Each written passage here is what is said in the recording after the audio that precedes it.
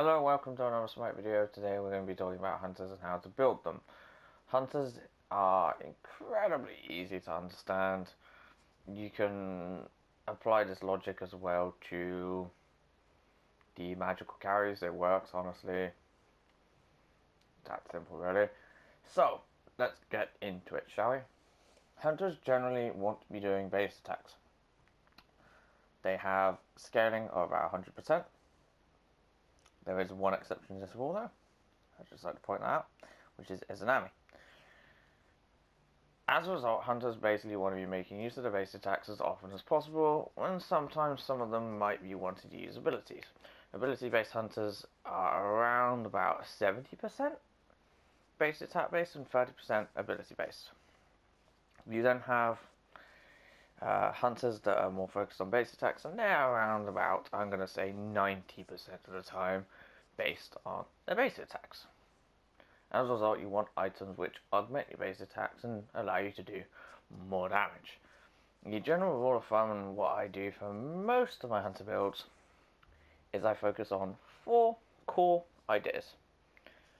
These are 4 things I want every single hunter build to have: power, attack speed, penetration, and lifesteal.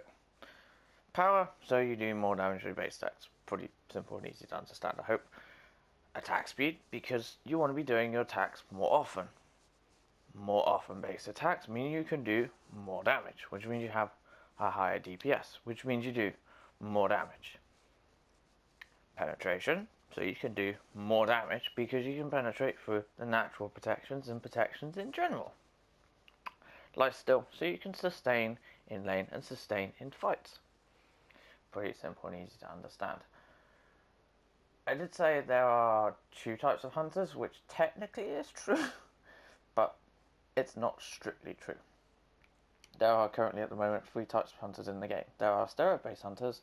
These are hunters which can augment their base attacks and allows them to do more damage because of it. Most of these hunters have an attack speed increase as opposed to just a power increase. However, there is one character in the game which has a combination of a couple steroids in his kit, and he is recently released, and he is Solanos. If you're curious what I'm talking about, his Shifter of Seasons, he gets power, lifesteal, protection, shred, slow, and all of that stuff. So there is that to keep in mind. But the vast majority of them get an attack speed buff, and that's where their steroid comes from. Then we have the ability-based hunters. These hunters want to be mainly focusing on using their abilities to do damage and helping their team. A good example of this would probably be Chiron. Chiron is an ability-based hunter because his training exercise has a cleanse on it, which is somewhat useful for poking enemies and somewhat useful as well for cleansing crowd control. If you have a look at the rest of his abilities, they all sort of blend in together, and they're all sort of things you want to be using just to poke someone down and do a little bit of damage. There is another example of this which probably people play more of and know more of, and that is Neef. Neef is pretty much all about rooting someone, using the Unravel, and doing a decent amount of damage with those attacks, as well as ulting people across the map randomly and basic attacking people now and again. That's what Neef does. There are other examples of ability-based hunters in the game, and there are a lot of examples of steroid-based hunters in the game. And then there's somewhat hybrid characters, which are mixed between the 2, and they focus on different things. So, next thing we can also talk about, which is pretty important, is going to be power curve. Power curve is something that a lot of people don't fully understand, I guess. And I have no idea why. The concept is pretty easy to understand, so I'll just show you. So here's the standard on her start. Say for example we have 2 on hers against on her. One on her has significantly more farm than the other one. He's gotten a kill early, and as a result he has an item on the other on her. Which hunter has a better power curve and which hunter has the advantage currently?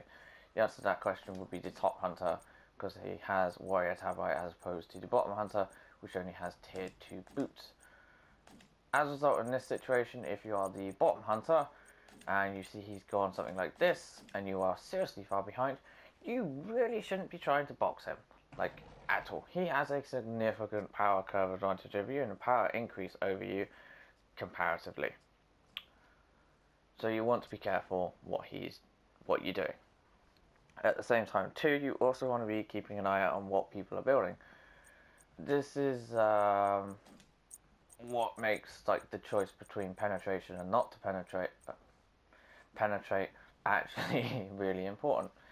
If, for example, you're playing against a team that haven't got any sort of defense at all, and they are mainly squishy based, then you could probably get away with building into, say, crit, like without much trouble. You could do something like this with, honestly, not much issue,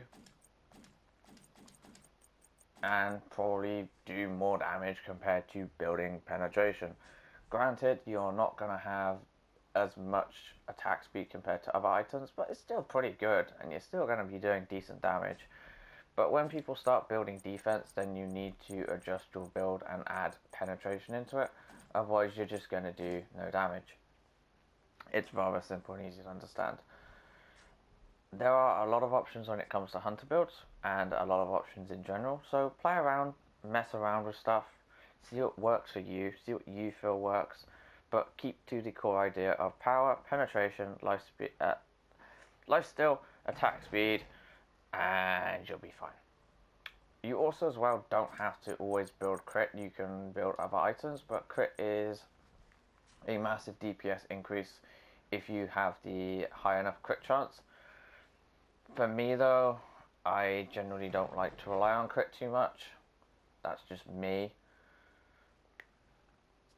Because if an item really doesn't have decent stats to begin with, and I'm relying on a low crit chance, then it's not honestly worth it.